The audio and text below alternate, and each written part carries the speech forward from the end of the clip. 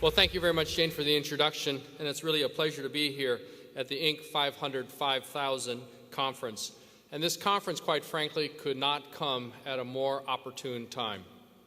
These past few months have provided ample opportunity to argue about who's to blame for this historic recession. But the relevant question isn't who's to blame. It's how do we move forward? How do we create a sustainable growth economy? You, the entrepreneurs at this conference, are the answer to that question. And as Inc.'s editor Jane said, if you want to know which companies are going to change the world, look at Inc. 500. What's terrific about this conference and tomorrow's awards ceremony is that the Inc. 500 is honoring so many different types of businesses. Little C. Kai Run from my home state of Washington, where 10 employees help produce toddlers' footwear, is being recognized along with Reach Local, a California-based internet advertising company with 700 employees. What's being recognized is not a company's stock price or quarterly dividend returns. Instead, the metric of success that Inc. 500 is honoring is simple. How fast is a company growing? The American economy has always rewarded risk takers, but in the past few years, too many of those risks were of the short-term speculative type. Instead of working to build a great company or discover a new invention, too many of our brightest minds were busy engineering credit default swaps. Going forward, we as a nation need to encourage the right kind of risk-taking, the type of risk-taking that entrepreneurs, you, undertake every day. We have greater competition from all over the world than we have ever had before. But we also have an asset nobody else has. As the President said on Monday when he unveiled his new strategy for American innovation, quote, "There is no stopping the most powerful and generative economic force the world has ever known, the American people," unquote. Today we face an unemployment rate hovering just below 10%. But we need to create almost 7 million jobs just to replace the jobs lost from the current recession, and we'll need an additional 10 million jobs over the next decade just to keep pace with population growth. New businesses are where we will find these new jobs. Firms less than 5 years old, like most of those on the Inc. 500 list, accounted for nearly all the net new jobs in the private sector in the last 25 years. And today, nearly 40% of the nation's total employment comes from companies that didn't even exist in 1980. Companies that entrepreneurs like you created through hard work, perseverance, and innovation. To give voice to that hard work, the Kauffman Foundation, which is a very valued partner of the Commerce Department, has just launched an entrepreneurs movement. And you can find out more about that effort at buildastrongeramerica.com. And we need to bring new ideas to the marketplace today, even though we still face economic difficulty. If history is any guide, our current economic turmoil will unleash waves of innovation. Because more than half of the companies on the 2009 Fortune 500 list were launched during a recession, along with nearly half of the firms on the 2008 Inc. 500. President Obama and his entire administration are committed to encouraging innovation and entrepreneurship, with increased guarantees on small business loans, an expansion of America's broadband infrastructure, investments in science and technology education, and a variety of tax credits and other incentives to help promising industries like renewable energy and smart grid technologies get up to scale. And today, I'm proud to announce two substantial new initiatives from the Department of Commerce that will help leverage the entire federal government on behalf of promoting entrepreneurship in America. The first is the creation of a new Office of Innovation and Entrepreneurship. This office will report directly to me and will work closely with the White House and other federal agencies to drive policies that help entrepreneurs translate new ideas, products, and services into economic growth. This Office of Innovation and Entrepreneurship, itself a startup within government, will focus on a broad array of issues, including encouraging entrepreneurs through education, training, and mentoring, improving access to capital, strengthening interagency collaboration and coordination, providing data research and technical resources for entrepreneurs, and finally, accelerating technology commercialization of federal R&D. Just last week, we met with a large group of tech entrepreneurs at the White House, and these were among their top concerns, some of the items that I just delineated. And I want to continue a regular dialogue with you, the entrepreneurs of America. So today, we will start tweeting regularly on innovation and entrepreneurship issues, and look forward to hearing your thoughts on them. And I hope all of you will follow me on Twitter at SecLock and spread the word. This new office will be geared toward the first step in the business cycle, moving an idea from someone's imagination or from a research lab into a business plan. And as most of you know, this is often the most perilous time for a fledgling business.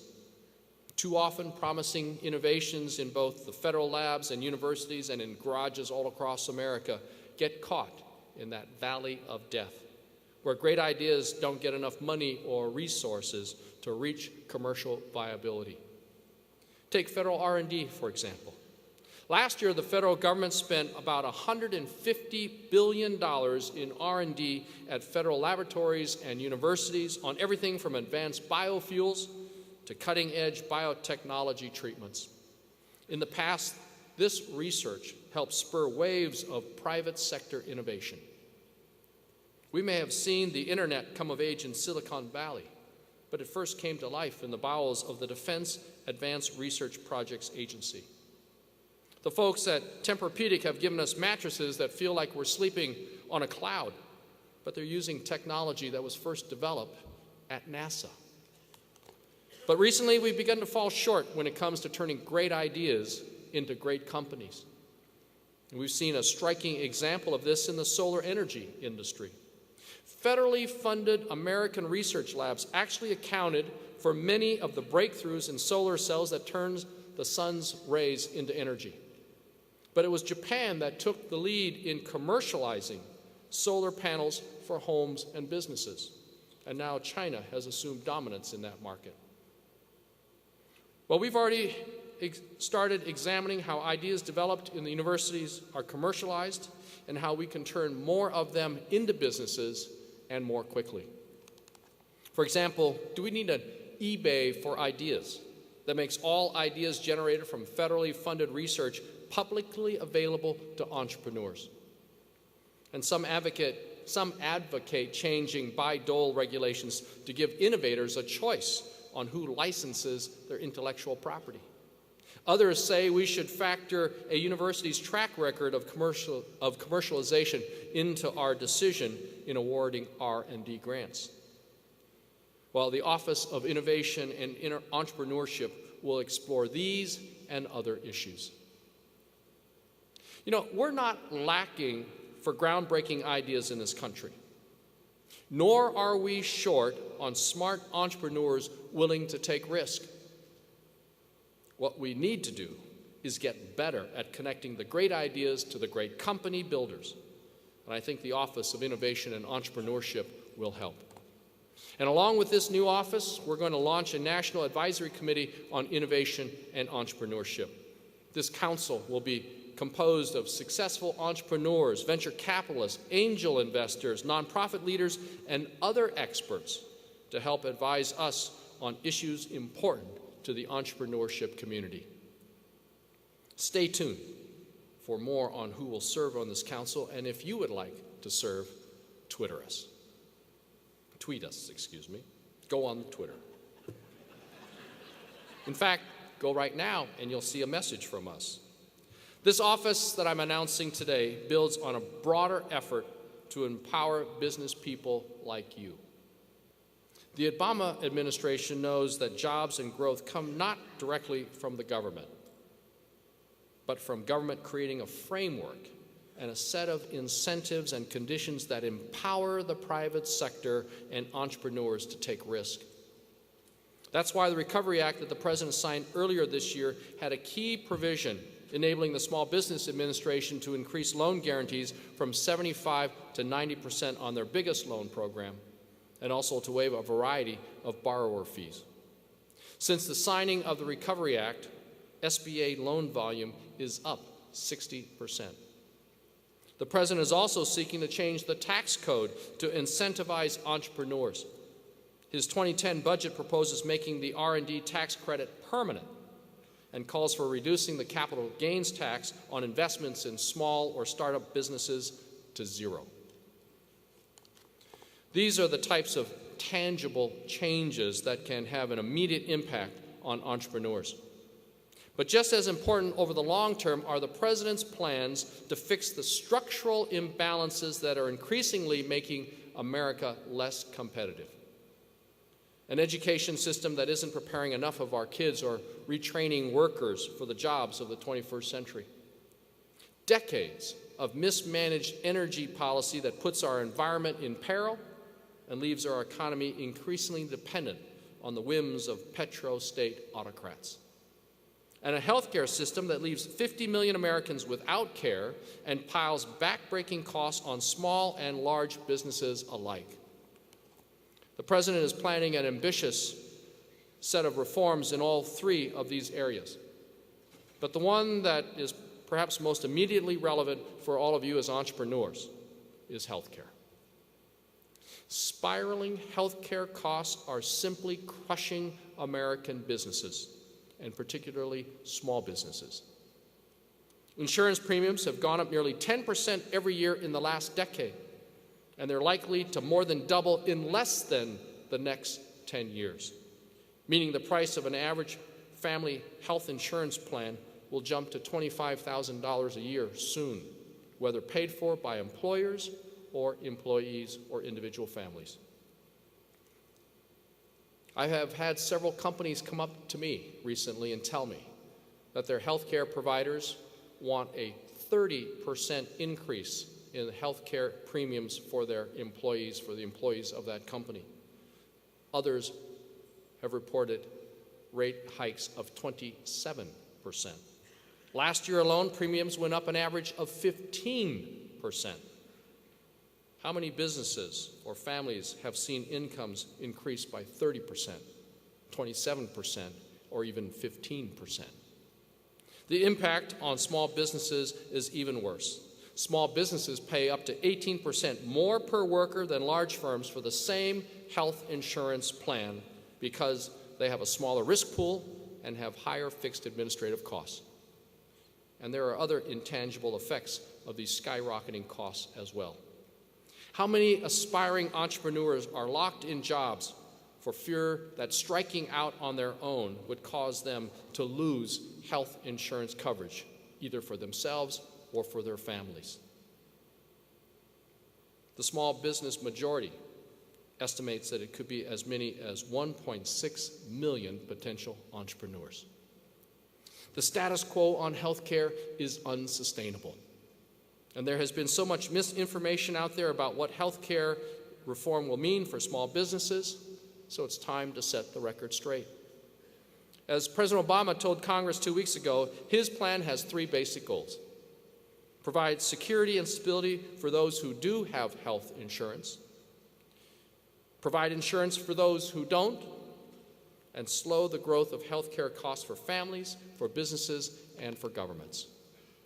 Proposals working their way through Congress include the creation of an insurance exchange where both small businesses and individuals can purchase affordable coverage.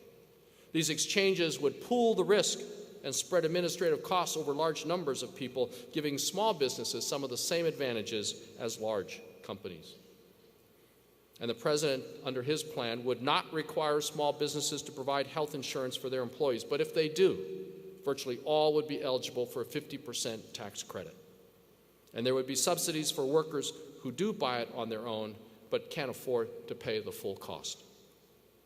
At the end of the day, any bill that the President signs will allow businesses to buy good health care for their employees or allow individuals to buy it on their own at affordable rates. There is still much work to be done to make health insurance reform a reality, but I do think we are closer to building a health care system that this country can be proud of than at any other time in our lives. I know these proposals to overhaul education, health care, and energy are significant. And I also know there's plenty of skepticism about the government's ability to tackle big problems. But I want to make one important point. The decisions we're making today, decisions that will ensure long-term economic growth, are, in truth, responses to problems ignored by Washington far too long. That unwillingness to confront structural problems is a big reason we're digging out of the most serious economic crisis since the Great Depression. And in the end, we believe that the changes that we're pursuing will free you to do what you do best: innovate and create. Our goal is to remove barriers, not erect them. And the President wants to create the physical and regulatory infrastructure that will enable this country to thrive again. But exactly what that success will look like is up to all of you, because we need you, entrepreneurs, to succeed. And with the department's new Office of Innovation and Entrepreneurship and our Advisory Council, we'll be making sure that your concerns are always at the forefront of our policy decisions. So thank you very much for having me. Congratulations to all the award winners that are being honored tomorrow, and we look forward to continuing our conversation on Twitter. Thank you very much.